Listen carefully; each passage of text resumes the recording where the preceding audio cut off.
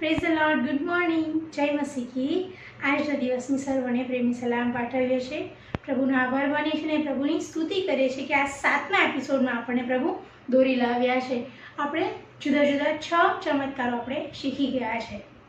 કેવા અજબ ચમત્કારો આપણા પ્રભુએ કર્યા છે ને, ન માનવામાં આવે તેવી બાબતો છે. કેમ કે બાઇબલમાં પણ લખેલું છે, માણસોને તો એ અશક્ય છે પણ દેવને સર્વ શક્ય છે. આપણા પ્રભુ એ મહાન અને જીવંત પરમેશ્વર છે, જે આજના સમયમાં પણ ચમત્કાર કરનાર દેવ છે. તો આવો એવા પ્રભુની સ્તુતિ કરતા આજના એપિસોડમાં જ્યારે આપણે જોડાય છે ત્યારે આપણી આંખોને બંધ કરી અને શરૂઆતની પ્રાર્થનામાં જોડાઈએ. સર્વશક્તિમાન અમારા જીવતા અને દયાળુ પ્રેમી પિતા, તમારી પાસે આવે છે ત્યારે તમારો આભાર માનીએ છીએ અને તમારી સ્તુતિ કરીએ છીએ. બાપ, તમે આજનો દિવસ અમારા જીવનમાં આપ્યો છે માટે તમારો આભાર માનીએ છીએ પિતા. પિતા, આ સમય તમારી સ્તુતિ કરવા અને તમારા વચનો શીખવા અમે જોડાયા છે ત્યારે પિતા ખાસ તમારી પાસે અમે માંગી લઈએ છીએ પિતા કે દરેક બાબતો તમારા હાથમાં સોંપીએ છીએ પિતા. અમારું જીવન તમારા હાથમાં સોંપીએ છીએ પિતા. અમારાથી થયેલા પાપોની અમે ક્ષમા માંગી લઈએ છીએ પિતા. પિતા, એ પાપમાં ફરીવાર ન પડી જતા અમે તે પાપનો ત્યાગ કરનારા તમારા બાળકો બનીએ તેવું થવા દો પિતા. આ સમયે અમે તમારી પાસે આવે છે ત્યારે ખાસ આગ્રહથી વિનંતી કરી લઈએ છીએ પિતા, જેઓ બીમાર છે તે લોકો માટે પિતા. પિતા, યશા 53 અને 4 અને 5નો અભિષેક તેમના પર કરો. તમારા સોળનું સાજાપણું તેમને આપો અને જે નવા નવા રોગો આવી રહ્યા છે તેને તમે દૂર કરો એવું તમારી પાસે માંગીએ છીએ પિતા. હરેક બીમારીમાંથી સાજાપણું આપનાર યહોવા રાફા તમે છો ત્યારે પિતા, એ સાજાપણાના દેવ તમે સર્વ બીમાર લોકોને તમે સ્પર્શ કરીને સાજાપણું આપો એવું તમારી પાસે માંગી લઈએ છીએ પિતા. અત્યારે જ્યારે અમે તમારી સિરીઝમાં આગળ વધી રહ્યા છીએ ત્યારે પિતા દરેક ચમત્કારો તમારા દ્વારા કરેલા છે એ શીખીએ છીએ ત્યારે પિતા એ સમજવા અને જઈને બીજાઓને કહેવા કે અમારા પ્રભુ કેવા મહાન છે અને તેમણે કેવા અજબ અને ગજબ ચમત્કારો કર્યા છે તેવા પ્રભુને અમે માનીએ છીએ. તે વાત અને તે સાક્ષી બીજાઓ સુધી લઈ જવા તમે અમને સહાય અને મદદ કરો. હવે પછીના દરેક સમય સંજોગોમાં તમારા હાથોમાં સોંપાઈ જતા આ ટૂંકી અને નમ્ર વિનંતી પ્રભુ ઈસુના નામમાં સાંભળી અને તેનો સ્વીકાર કરજો પિતા. આમેન. તો આજે 3 એક્શન સોંગ જે રિપીટ કરવાના છે તેમાં એક હિન્દી સોંગ છે. તેના શબ્દ કે છે દિખાના દિખાના દિખાના હૈ सबको दिखाना है यीशु के अनोखे प्यार को सबको दिखाना है प्यार से नहीं गुस्से से दिखाना है मोहब्बत से. આપણે મોહબ્બતથી પ્રભુનો પ્રેમ સર્વને દેખાડવાનો છે હે ને. યસ. અને બીજું એક્શન સોંગ એ ઇંગ્લિશમાં છે. તેના શબ્દ એમ કે છે show me your ways your truth all my hope is found in you. આપણે પ્રભુ પાસે માર્ગદર્શન માંગવાનું છે કેમ કે માર્ગ સત્યતા જીવન કોણ છે? પ્રભુ છે. તેમના સિવાય આપણે કોઈની પાસે જઈ શકતા નથી અને તેમના સિવાય આપણને કોઈ એ જે ગજબ ચમત્કારો કરી બતાવતું નથી. ત્યાં પ્રભુ પાસે આપણે માર્ગ સત્યતા જીવનની શોધ કરતા જવાનું છે અને પ્રભુને કહેવાનું છે show me your ways your truth all my hope is found in you. અને ત્રીજું એક્શન સોંગ એવું કહે છે sing high sing low singing absolutely everywhere I go. આપણે જ્યાં કંઈ જઈએ ત્યાં આપણે પ્રભુના ગીતો ગાવાના છે અને પ્રભુની સ્તુતિ કરવાની છે.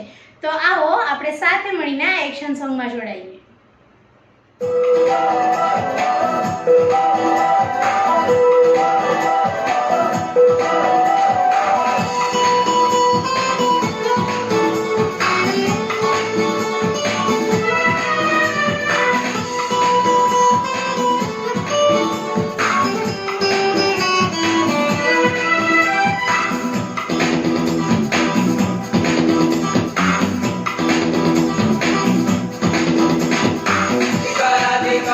दिखाना है सबको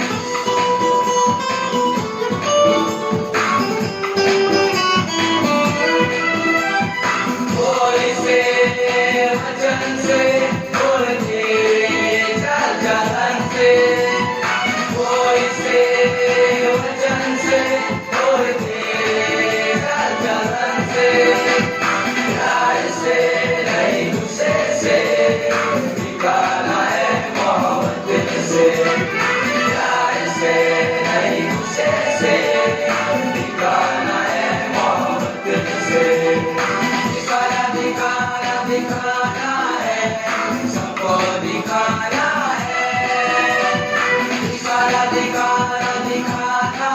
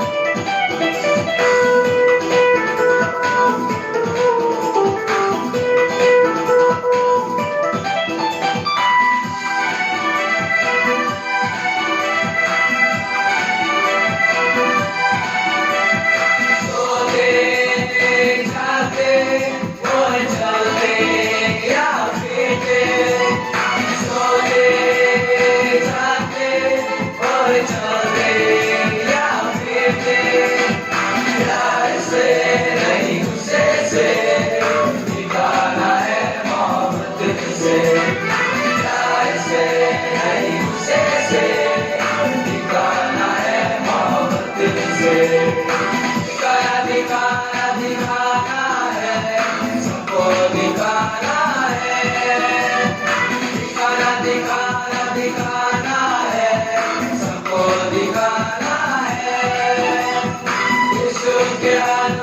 प्यारे को सबको दिखाना है, यीशु के अनोखे प्यारे को सबको दिखाना है। प्यार से नहीं गुस्से से दिखाना है, मोहब्बत से। प्यार से नहीं गुस्से से दिखाना है, मोहब्बत से दिखाना है, मोहब्बत से दिखाना है, मोहब्बत से।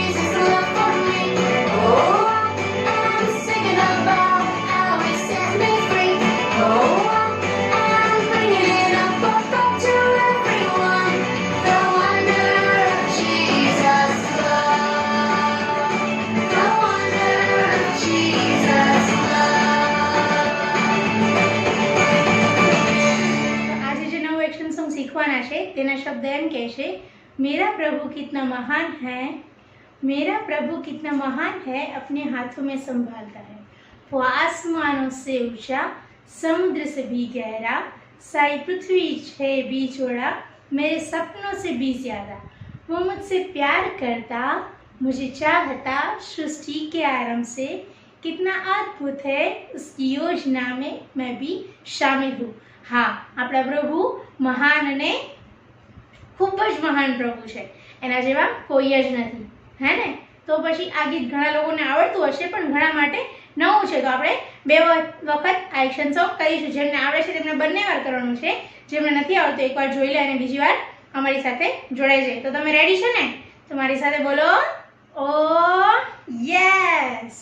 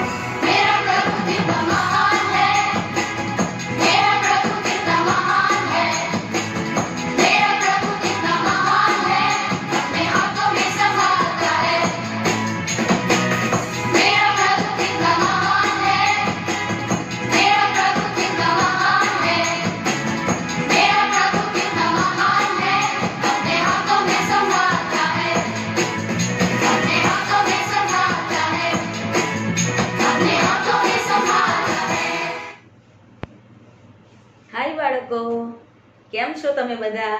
મજામાં છો ને? તમારે વાર્તા સાંભળવી છે? તો ચાલો આજે હું તમને એક વાર્તા કહું. પણ હું તમને વાર્તા કહું તે પહેલાં એક પ્રશ્ન પૂછી લો. શું તમે કદી કોઈ એવી વ્યક્તિને જોઈ છે કે જેને ભૂત વળગેલું હોય? ભૂત વળગેલી વ્યક્તિને તમે જોઈ છે? કેવી હોય એ? જે વ્યક્તિને ભૂત વળગેલું હોય ને એ વ્યક્તિ પોતાના નિયંત્રણમાં જ નથી રહેતી, એ ભૂતના નિયંત્રણમાં રહે છે. અને ભૂત જે કરાવડાવે એવું એ કરે. એને પોતાના કપડાનું ભાન નથી હોતું, એની આંખો પણ એકદમ ગંદી અને ડરામણી હોય છે, અને હંમેશાનો વ્યવહાર એ બીજાઓને નુકસાન પહોંચાડે એવો હોય છે. તો આજે હું તમને એવા જ એક ભૂત વળગેલા માણસની વાત કરવાની છું. પ્રભુ ઈસુ ખ્રિસ્ત પોતાના શિષ્યોની સાથે સમુદ્રને પાર ગેરસાનીઓના દેશમાં જાય છે.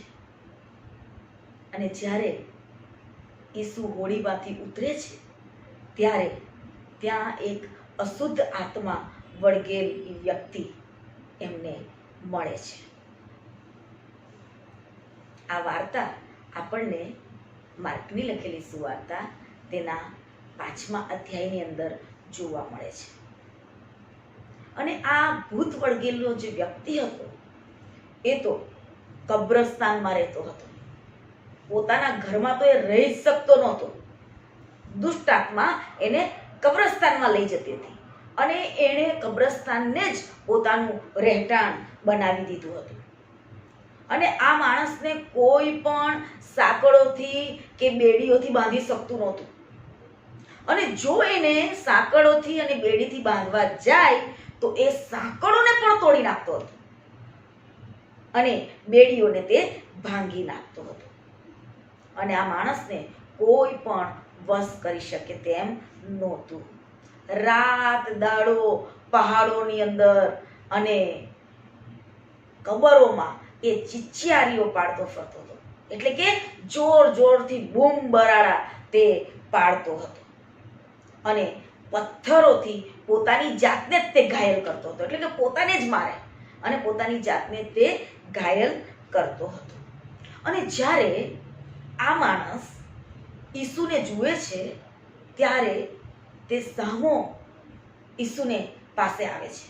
ઈસુની પાસે તે દોડી આવે છે અને તેને પગે પડે છે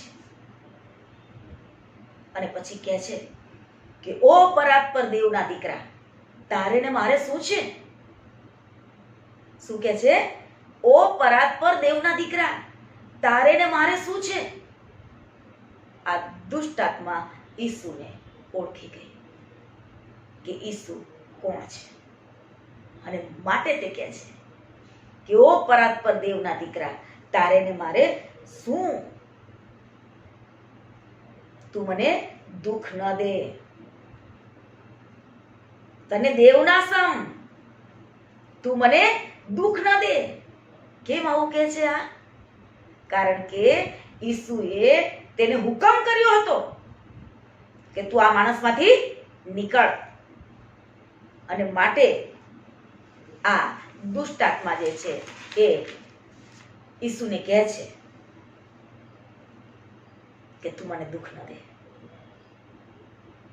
અને ત્યારે ઈસુ એને પૂછે છે કે તારું નામ શું છે? ઈસુ શું કહે છે? તારું નામ શું છે? અને ત્યારે તે જવાબ આપે છે કે મારું નામ સેના છે. શું નામ છે એનું? મારું નામ સેના છે. 1 2 કે 3 નહીં, પરંતુ પૂરી ફોજ, એટલે કે હજારોની સંખ્યામાં એ દુષ્ટ આત્મા તેના શરીરમાં હતી. અને માટે તે કહે છે કે મારું નામ સેના છે. અને ત્યારે તેઓ ઈસુને કહે છે, વિનંતી કરે છે કે અમને આ ભૂંડોમાં બેસવાની રજા આપ. કારણ કે ત્યાં ભૂંડોનું ટોળું જે હતું તે ચડતું હતું અને આ દુષ્ટ આત્મા એમાં બેસવાને માટે ઈસુની પાસે રજા માંગે છે અને ત્યારે ઈસુ તેઓને રજા આપે છે અને આ બધી જ દુષ્ટ આત્મા આ માણસમાંથી નીકળીને આ ભૂંડોમાં બેસી જાય છે અને એ આખું ભૂંડોનું ટોળું એ કરડા પરથી બૂમ પાડતું સમુદ્રની અંદર ધસી પડે છે અને સમુદ્રમાં ગુંગળાઈને તે મરી જાય છે. તમને ખબર છે બાળકો એ કેટલા હતા ભૂંડો? પ્રભુના વચનમાં લખવામાં આવ્યું છે કે આશરે 2000 જેટલા ભૂંડો હતા. કેટલા? આશરે 2000 જેટલા ભૂંડો હતા અને બધા જ ભૂંડો એ સમુદ્રમાં પડીને ગુંગળાઈને મરી જાય છે. અને જે લોકો આ ચરાવતા હતા, ભૂંડો ચરાવતા હતા, તેઓ તો દોડીને શહેરમાં ને ગામડામાં જાય છે અને આ બધી બીના કઈ સંભળાવે છે. અને ત્યારે શહેરમાંથી ને ગામડામાંથી લોકો દોડીને શું થયું તે જોવાને માટે આવે છે. અને જ્યારે તેઓ આવે છે તો શું જુએ છે? જે માણસની અંદર સેના હતી, ભૂતો હતા, એ માણસને એકદમ શાંત બેઠેલો તેઓ જુએ છે. કારણ કે પહેલા તો એ શાંત બેસતો જ નહોતો, દોડાદોડ કરતો હતો, લોકોને હેરાન પરેશાન કરતો હતો, બૂમો મારતો હતો, પહાડોમાં ને કબરોમાં દોડતો ફરતો હતો. અને એ વ્યક્તિ એકદમ શાંત ચિત્તે બેઠેલી જોવા મળે છે. એના વસ્ત્ર પણ સરસ રીતે એને પહેરેલા હોય છે. અને જ્યારે આવું બધું તેઓ જુએ છે, એને કપડાં પહેરેલો અને હોશમાં આવેલો જુએ છે, ત્યારે લોકો ડરી જાય છે, બી જાય છે કે આ કેવી રીતે શક્ય બને? આ તે વળી શું થયું?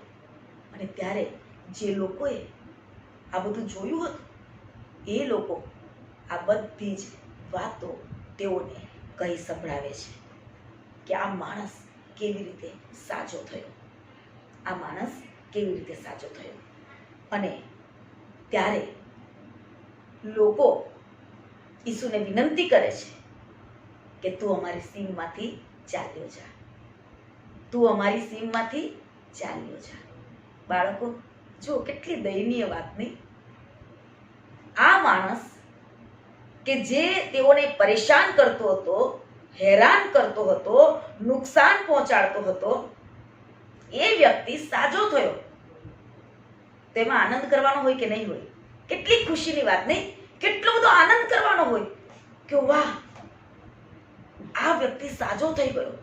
એ લોકોએ તો ઈસુનો આભાર માનવો જોઈતો હતો. પણ એનાથી વિપરીત એ લોકો શું કરે છે કે તું અમારી સીમમાંથી ચાલ્યો જા. કેમ? આ માણસ સાજો થયો એની ખુશી તેઓને નહોતી, પણ તેઓના જે ભૂંડો હતા તે નાશ પામ્યા હતા તેનું તેઓને દુઃખ હતું. પણ વાલા બાળકો, પ્રભુની નજરમાં માણસનું જે મૂલ્ય છે ને એ ઘણું બધું છે, મૂલ્યવાન છે. પ્રભુની નજરમાં આપણે બધા મૂલ્યવાન છે. અને આ માણસ કે જેને ભૂત વળગેલું હતું તે પણ પ્રભુની નજરમાં મૂલ્યવાન હતો. અને માટે જ પ્રભુ ઈસુ તેને આ દુષ્ટ આત્માના બંધનમાંથી છોડાવે છે, એને છુટકારો આપે છે. અને જ્યારે ઈસુ ફરીથી હોળીમાં બેસે છે ત્યારે આ માણસ પણ ઈસુની પાસે જાય છે અને ઈસુને તે કહે છે, વિનંતી કરે છે કે મને તારી સાથે રહેવા દે. એ માણસ ઈસુની સાથે રહેવા માંગે છે, પણ પ્રભુ ઈસુ એને શું કહે છે કે તારા ઘેર તારા સગાઓમાં તું જા અને પ્રભુએ તારા માટે જે સારું કર્યું છે તે તું કહી સંભળાવ. અને એટલે આ માણસ કે જે સાજો થયો હતો, જેનામાંથી સેના નીકળી હતી, જેને છુટકારો મેળવ્યો હતો, એ પોતાના ઘેર જાય છે, પોતાના સગાઓની પાસે જાય છે. અને વચનમાં લખ્યું છે કે તે 10 નગરમાં ઈસુએ તેના જીવનમાં જે મહાન કામો કર્યા હતા, જે કાર્ય કર્યું હતું, એ તે પ્રકટ કરવા લાગે છે. અને જ્યારે લોકો આ વાતો એની સાંભળે છે ત્યારે તેઓને ખૂબ જ અચંબો થાય છે, આશ્ચર્ય પામે છે. તો વાલા બાળકો, જોયું ને આ માણસ કેવી રીતે સાજો થયો. આપણે આ વાર્તામાં જોયું કે જ્યારે ઈસુને તેણે જોયો ત્યારે વચનમાં લખવામાં આવ્યું છે કે તે ઈસુને ઓળખી ગયા અને માટે શું કહે છે કે ઓ પરાત્પર દેવના દીકરા, તારે ને મારે શું છે. ઈસુને તે ઓળખે છે. વાલા બાળકો, આજે હું તમને પ્રશ્ન કરું, શું તમે ઈસુને ઓળખો છો? શું તમે ઈસુને ઓળખો છો? ઈસુ કોણ છે? આ માણસને ઈસુએ સાજાપણું આપ્યું ત્યારે તે ચૂપ બેઠો નહીં, પરંતુ ઈસુની વાત તે 10 નગરમાં જઈને લોકોને જણાવે છે. ઈસુની વાત તે પ્રગટ કરે છે. આજે ઈસુએ તમારા જીવનમાં જે મહાન કામો કર્યા છે, શું એ કામો વિશે તમે લોકોને ઈસુની સાક્ષી આપો છો? શું તમે સાક્ષી આપો છો બીજાઓને કે ઈસુએ તમારા જીવનમાં શું કાર્ય કર્યું છે? તમે વિચારો વાલા બાળકો, તમે વિચારો.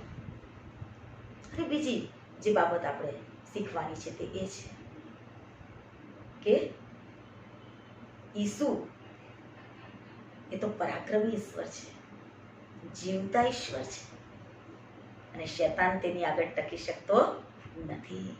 શેતાન ઈસુના નામથી થરથર કાપે છે. ઈસુના નામથી તે થરથર કાપે છે. અને આ જ અધિકાર ઈસુએ મને અને તમને પણ આપ્યો છે, શેતાનને ભગાડવાનો અધિકાર. અને માટે જ વાલા બાળકો, આપણે શેતાનથી ડરવાનું નથી, કારણ કે આપણી સાથે કોણ છે? ઈસુ છે. આપણો જીવતો ઈશ્વર આપણી સાથે છે. એ ઈસુનું જીવતું નામ આપણને મળ્યું છે, અને માટે જ અધિકારથી એ ઈસુના નામનો ઉપયોગ આપણે કરવાનો છે. અને એ ઈસુના નામથી આપણે શેતાનને ભગાડવાનો છે. તો શું તમે ભગાડશો શેતાનને ઈસુના નામથી? હા, આપણે શેતાનને ભગાડવાનો છે, આપણે નથી ભાગવાનું એનાથી ડરીને, પણ આપણે શેતાનને ભગાડવાનો છે. કારણ કે ઈસુનું નામ એ જીવતું નામ છે. ઈસુનું નામ એ પરાક્રમી નામ છે. અને એ જ ઈસુનું નામ જ્યારે આપણને મળ્યું છે ત્યારે એનો ઉપયોગ આપણે વિશ્વાસથી અધિકાર સાથે કરવાનો છે. તો આજની આપણી વાર્તાનું જે મુખ્ય વાક્ય છે, આપણું સોનેરી વાક્ય, એ સોનેરી વાક્ય કયું છે? માર્કની લખેલી સુવાર્તા તેનો 5મો અધ્યાય ને 8મું વચન. માર્ક 5:8. હું તમને બોલાવીશ તે રીતે મારી પાછળ બોલજો. અરે દુષ્ટાત્મા, એ માણસમાંથી તું નીકળ.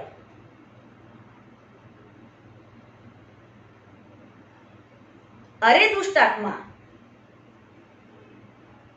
એ માણસમાંથી તું નીકળ. માર્ક 5:8. 11 વર્ષથી ઉપરના બાળકોને માટે પ્રશ્ન. પહેલો પ્રશ્ન: ભૂત વળગેલો માણસ ક્યાં રહેતો હતો અને શું કરતો હતો? ભૂત વળગેલો માણસ ક્યાં રહેતો હતો અને શું કરતો હતો? બીજો પ્રશ્ન: ઈસુને જ્યારે તેણે જોયો ત્યારે તેણે શું કર્યું અને ઈસુને શું કહ્યું?